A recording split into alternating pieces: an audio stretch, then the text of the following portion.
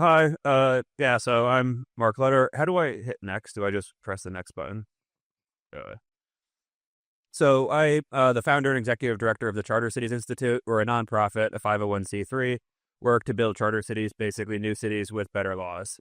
So I started CCI about 7 years ago, right? The initial goal was uh, building the ecosystem. There were a lot of people talking about these ideas, but few people working on them practically. And I thought, look, if we bring together these different stakeholders that should have an interest in building charter cities, governments, investors, new city developers, right? We can create common ground and then hopefully build these cities. Surprise, surprise, it did not exactly follow a linear path. And so I think here what I can kind of talk about is, I guess, the experience of different funding mechanisms for like a variety of different projects that I've been working on and how to approach raising money for weird projects. I think a lot of us in this room are working on weird projects. And like if you're doing something VC, there's like a standard model, right? You sell about 20% of your company for X dollars at Y valuation, and then you keep doing that until you have an IPO or get sold to some other company or something. But if you're doing something that's not as structured, that's kind of in a different venue, then like what does that actually look like in progress? So my initial goal with the Charter Cities Institute when I started 7 years ago was, all right, in 3 to 5 years there will be deal flow, we'll have relationships with the developers, with potential investors, launch a fund that we can invest in these projects and really accelerate them. That did not happen. Kind of what happened in practice is there were still not very many good projects, so it was like, all right, let's actually take a more active role in building the projects out and not just bringing people together. And so Bravos was created when one of our donors, we were talking about a potential opportunity that was better pursued via a for-profit. And we spoke with him and he's like, cool, I'll invest. And it was like, great. So we did that. And then basically immediately that project fell apart. And I was like, oh shit, Mr. Investor, do you want your money back? And he was like, no, you'll do something with it. And I was like, okay. And we kind of sat on it for like a year or two until we found another location in the Caribbean. And this is kind of a very poorly performing charter city that was set up in the 50s that currently the government and the owners of the city don't get along. And that's caused kind of a breakdown in some of the laws. But it's a very good location, close to the U.S., a lot of available land, good infrastructure. And so here the idea was like, okay, how do you actually structure the kind of finances for this transaction?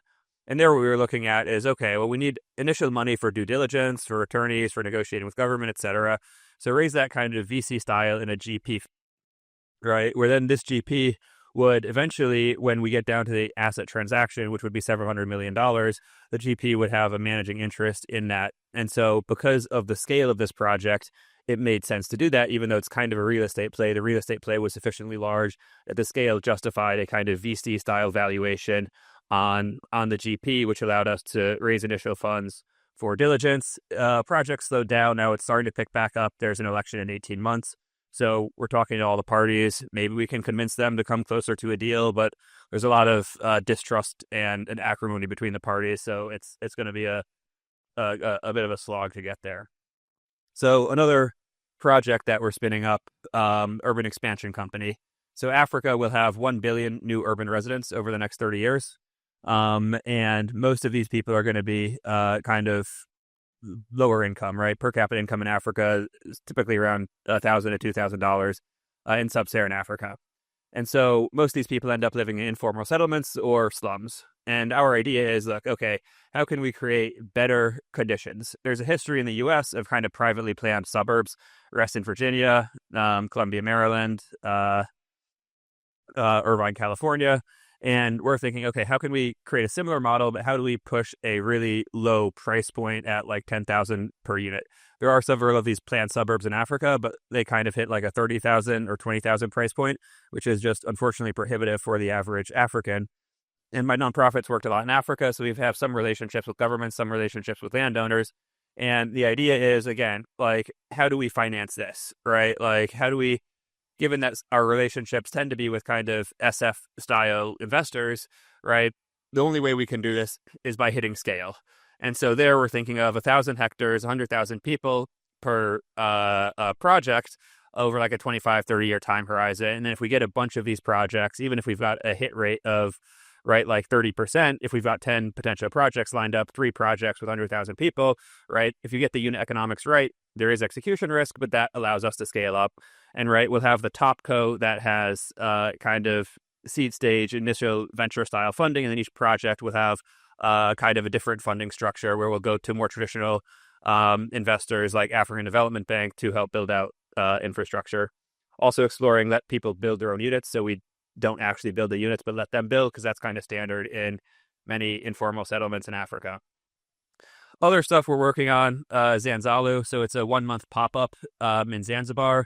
Some of you might have attended or probably heard about Zuzalu, right? And this is a spin-off where we did it last year. We had about 30 full-time residents and about a few hundred people coming in and out. We have a really heavy focus on local community engagement. Oh my God, I'm going to go way over time. Okay. So, oh, so there it's like, get it started. Anyway, other things, we're launching a research center in Zanzibar as well.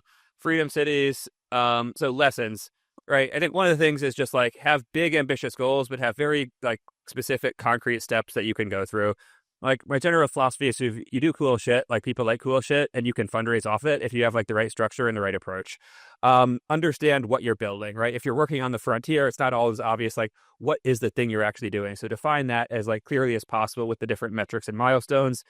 Identify the right org structure, and then just like start building, right? Don't ask for permission, just like start doing it. And this can be hard, it's scary, it's frightening, but just start doing it. And as you build momentum, as you meet these steps, right, more people will see you as serious, as credible, and you'll be able to generate more interest along those lines. So yeah, skip through some of the slides quickly. Find me afterwards if you want to chat about any of this stuff. Thank you. Questions, comment. All right, then do you want to go slide back and just share for a minute or so about the other project? Okay. Yeah, so Zanzalu, yeah, you all should come if you want. It's in July 6th to August 1st in Zanzibar. Zanzibar is a lovely tropical beach destination. We've got a pretty strong presence in East Africa, partnering with people in Dar es Salaam and Nairobi. A good time. African Urban Lab. We're working on first a research center, eventually hopefully a university campus. We're partnered with the African School of Economics. They had their first cohort this fall of a professional degree program, and going to start out a master's program, kind of funding permitted. And then Freedom Cities, we recently started working in the U.S. Trump, almost 2 years ago, proposed this idea of Freedom Cities, basically new cities with less regulation in the U.S. And we've spoken with several legislators, several Senate offices, congressmen, and the support so far has actually been pretty positive. So we're working on draft legislation that we plan to make a hard push on next year. And I think I'm going to give also the like short 1-minute pitch later on this. So happy to talk about this more as well. And we're partnered with Frontier Foundation, which is a C4 that we need for when we actually start doing lobbying and not just like education information, which we can run through a C3.